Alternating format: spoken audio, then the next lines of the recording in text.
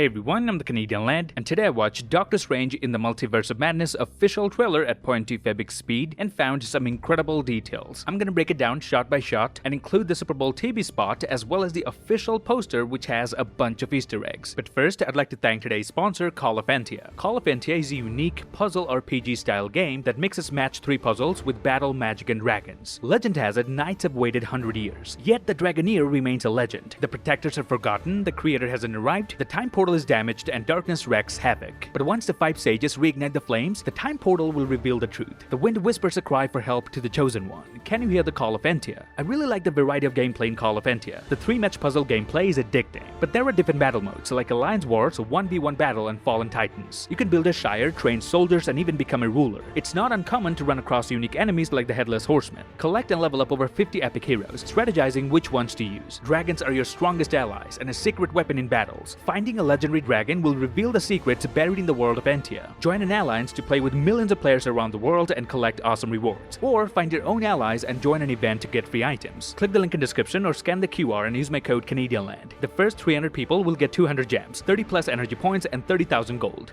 Magic and puzzles await. Every night, I dream the same dream. And then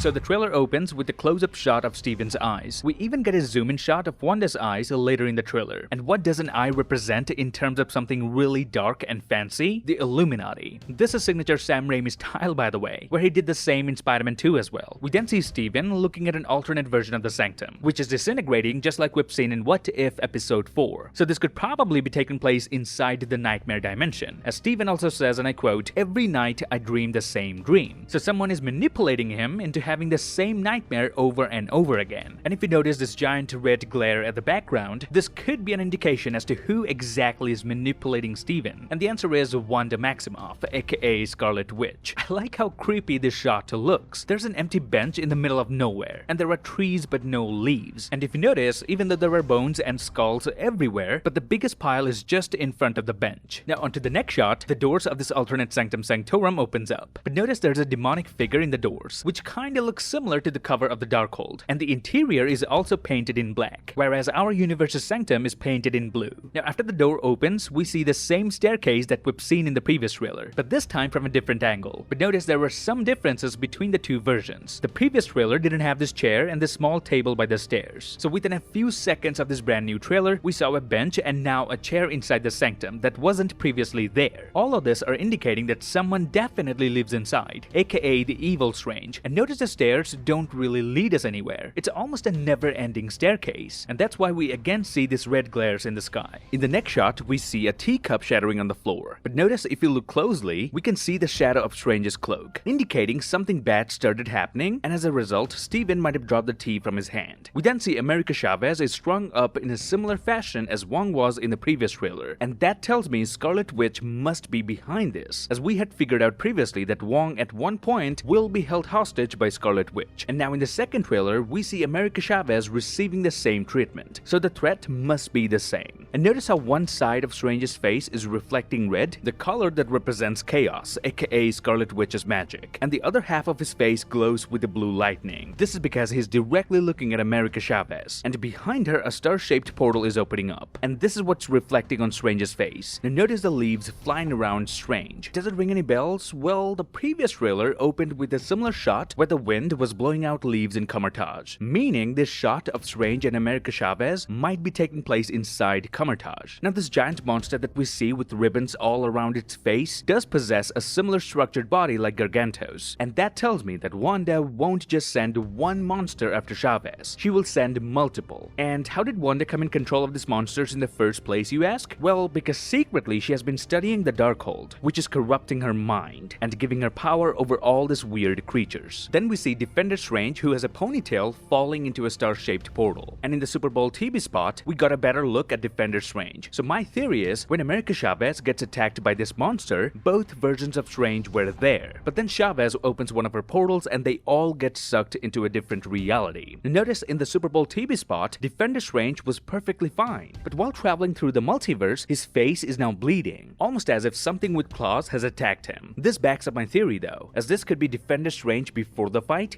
and this is him after the fight. Then the screen rotates and we see our Stephen Strange waking up from a nightmare. And I love the rotating transition that Sam Raimi used here. This looks equally good in slow motion. Now in this scene, Benedict Cumberbatch did some fine acting there. Notice how his hands first attempt to go for the eye of Agamotto, but then he realizes it was just a dream, and that's when he covers his face with his hands. But keep in mind, his instinct and first go-to move was to use the eye of Agamotto. Now the moment I saw this scene for the first time, I immediately thought about this unused concept art from Spider-Man No Way Home, where Peter visits a sick Doctor Strange who is lying on his bed, and his cloak of levitation is guarding him. Now Strange's bedroom is made exactly the way it is in the concept art, starting with the nightstands on both sides of the bed. Some medicines and even the iPad on the bed have been taken from the concept art. And now I'm genuinely curious why Strange is all of a sudden having these nightmares. Had Marvel given us a glimpse in No Way Home itself, we wouldn't be as excited as we are now. So another great decision from the creative team. On to the next clip. The nightmare begins.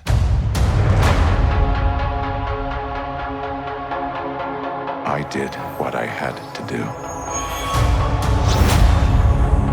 to protect our world.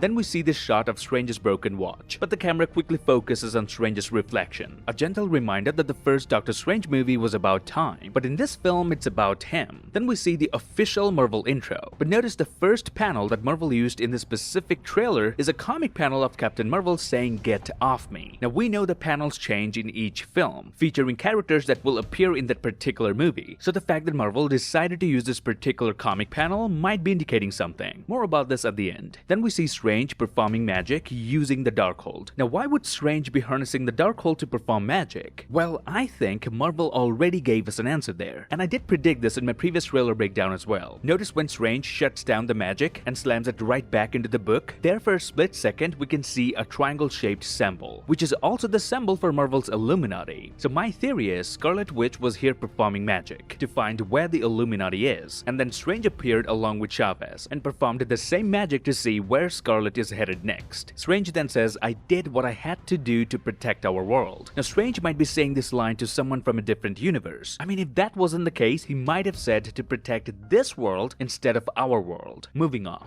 You cannot control everything, Strange. You opened the doorway between universes, and we don't know who or what will walk through it. Now when the title card says from director Sam Raimi, actually every title card used in this trailer uses a unique effect, where each letter materializes in cube shapes. Later in the trailer, Strange and America Chavez also explode into square-shaped puzzle pieces. So this constant usage of this effect might be telling us something. And I think what it means is all the mutants are coming back in the MCU through this film. Now let me explain how this cube-shaped effect is connected to mutants. In the famous House of M comics, where Scarlet Witch essentially kills all mutants, their faces actually turn into blocks and falls apart. And if you remember in WandaVision, when Wanda first created the Hex reality, everything was being formed in the shape of a cube. And the last time Marvel used a similar effect was when they released trailers for Avengers Endgame, where basically every letter reappears from dust. And now they're using this cube-shaped effect on every title card. I think this is Marvel's way of telling us the mutants are coming back. Then on this shot, we see the reality around Strange melting and falling apart. But unlike in What If Episode 4, where we saw a similar event, in live action, the gravity is all over the place. In What If, people and cars were not floating around. But in live action, cars with their headlights still on are floating around as if there's no gravity. So if this means anything, things are even worse in live action than in What If Episode 4. And I love the attention to detail from the VFX department here. Each block of brick is breaking apart individually, and the headlights of the car are shining even from a distance, as it's not a sunny environment. Then we get a glimpse of Christine Palmer's future husband, but the actor playing the role slightly looks at the camera, and that reminds me of Deadpool, who according to a lot of you can be spotted in the official poster of the movie. If you can't see him yet, let me use my brilliant skills of drawing and see if you can spot him now. Lads, let me know your thoughts on this in the comments. Cut to the next clip. Wanda, what do you know about the multiverse? Viz had his theories. He believed it was dangerous. He was right.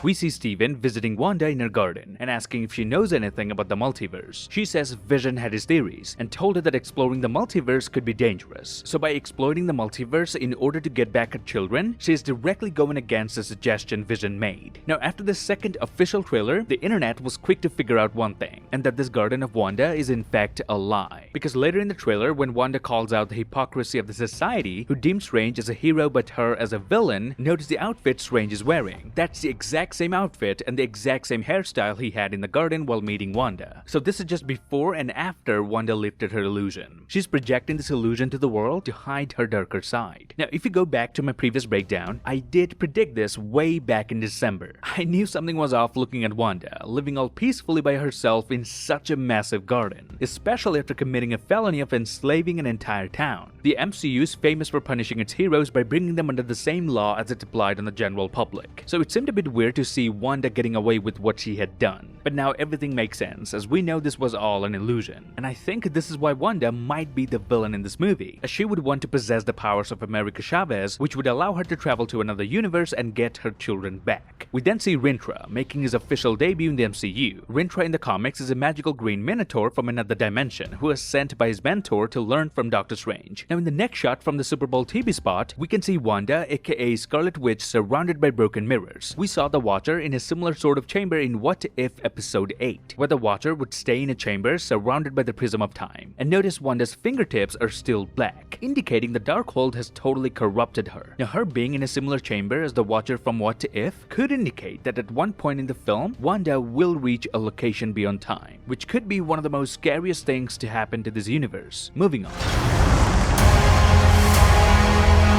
I'm sorry, Stephen. Your desecration of reality will not go unpunished. We then see Doctor Strange, America Chavez, and Christine Palmer or Clea standing near the hatch of a ship. Now Clea will be a part of the film as Professor X's advisor, and Rachel McAdams will be playing the role. So chances are she won't have much of a role as Christine Palmer, but as Clea her role could be very significant. Then we see another dimension on the other side, where gravity works differently from our universe. And notice with all these broken columns flying across randomly, these three particular columns actually make up the letter M, a very clear reference to the House of M comics, or maybe it stands for Mutants. We then see Mordo with his new look, and he's clearly at an alternate sanctum sanctorum. But him looking so different, and taking into account the premise of this movie, this could be a variant of Mordo, and him wearing such a fancy outfit might indicate that in his universe, he holds a much higher position than our Mordo. We then see the fabric of reality breaking apart, and notice when the camera pans right and starts to fade out, we can see this number 814 on a building. Now this number could be a reference to the character Yao, aka the Ancient One from the comics, who lives on Earth 814.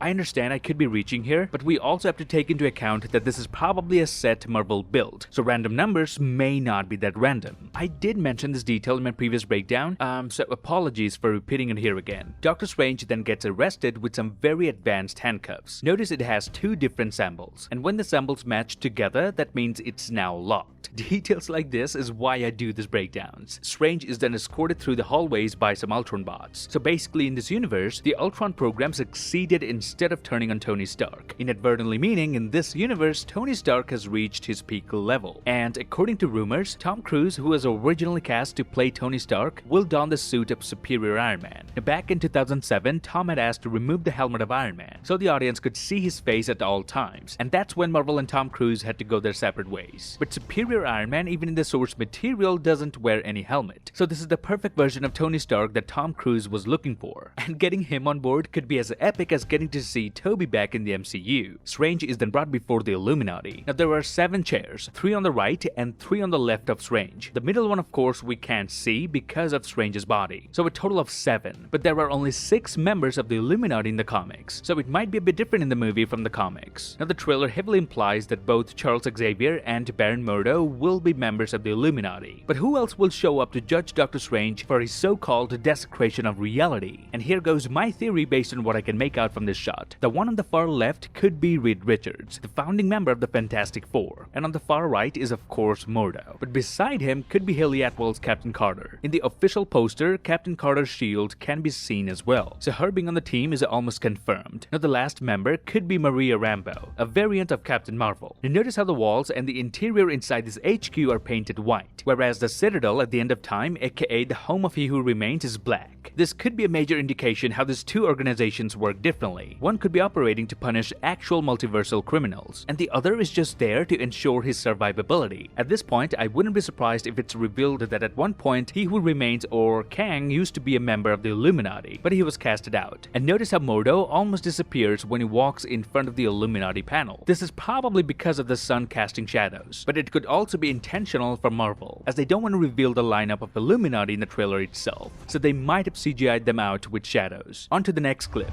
We should tell him the truth.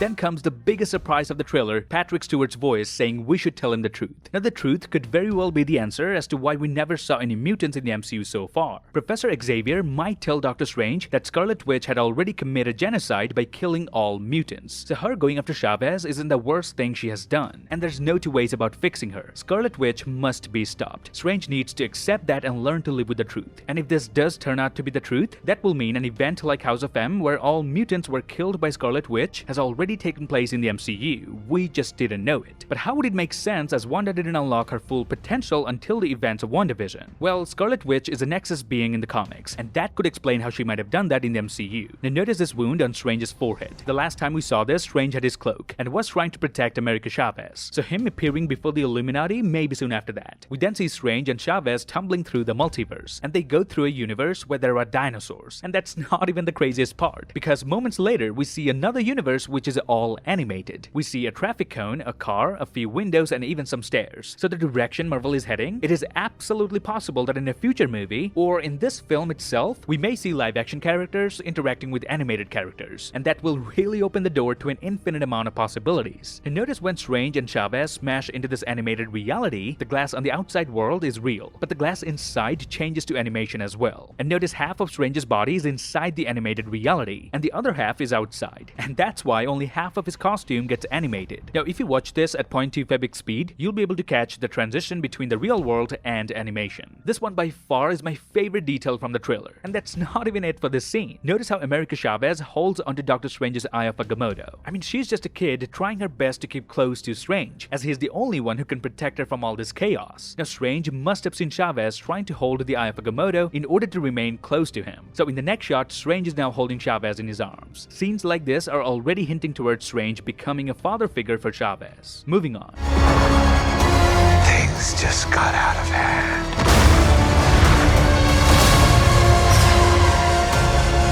You break the rules. Look out! You become a hero. I do it, I become the enemy.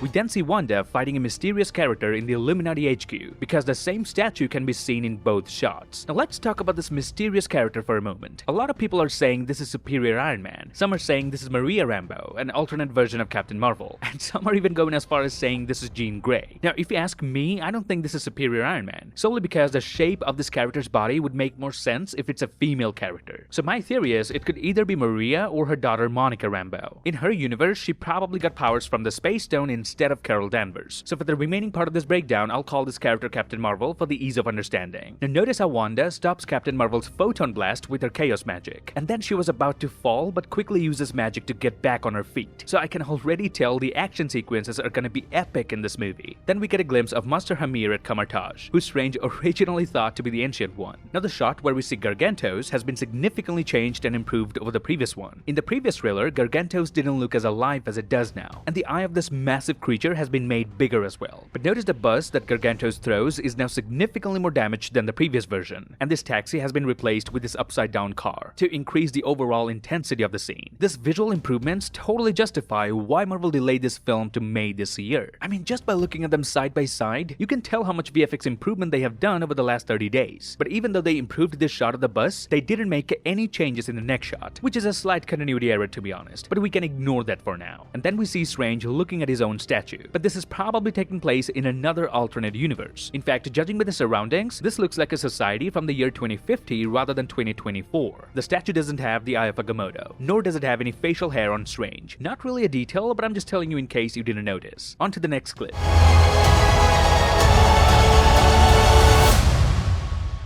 It doesn't seem fair.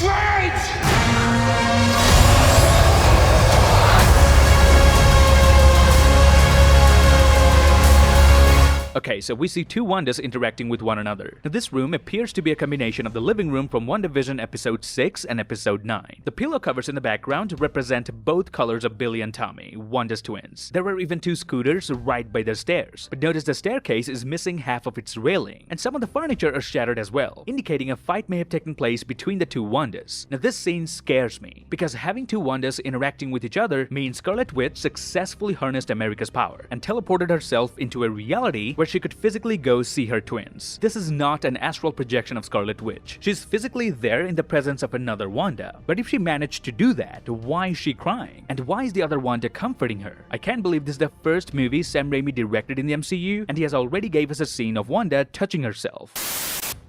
Anyway, so I was saying, why is Scarlet Witch in tears over here if she succeeded in her mission? I think the reason could be she just realized all of this were not worth it. Perhaps Billy and Tommy don't like this version of their mother. I mean, to us, this is our Wanda, and this is the alternate version. But in that reality, to Billy and Tommy, this is their mother and this is the alternate version. So maybe upon realizing what she has done to achieve all this, guilt is hitting her like bullets, and that's why she's down to tears. We then see someone falling through an explosion. Now, it does look like Captain Marvel, but it could be anyone at this point.